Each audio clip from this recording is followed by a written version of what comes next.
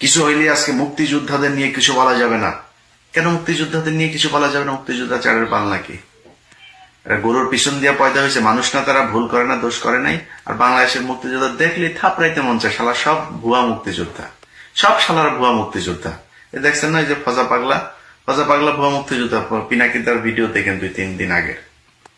এই ভুয়া মুক্তিযোদ্ধাগুলি এখন ব্যাজ লাগায় চলে। বাংলাদেশে যারা জেনুইন দেশপ্রেমিক মুক্তিযোদ্ধা, এরা মুক্তিযোদ্ধা পরিচয় দেয় না। এখন নাতি নাতনিদের স্কুল পর্যন্ত তাদের কেন রে ভাতা দেয়? তোদের ভাতা নিচে যেটাই তো না, ভুয়া মুক্তিযোদ্ধার বাচ্চারা। তোরা দেশ স্বাধীন করছিস, দেশ স্বাধীন করে দিয়ে গেছে এই ইন্ডিয়া, তাদের পাকিস্তান থেকে আলাদা করে তাদের ভেতরে ঢুকাইছে। 24-এ দেশ স্বাধীন হয়েছে, এরা অরিজিনাল মুক্তিযোদ্ধা। মুক্তিযোদ্ধাদের কিছুই বলা যাবে না। ভালো হয়ে গেছে, তুই সাদেক হোসেন খোকারে রক্ত ঝরাইছিস না? মুক্তিযোদ্ধাদের যদি কিছু বলা না যায়, মেজর ডালিমদের নিয়ে কথা বলিস কেন? বজরুহুদা, সব কজন 15ই আগস্টের মহানায়ক যারা, সব কজন মুক্তিযোদ্ধা, এবং তাদেরকে মানুষ ভালোবাসে।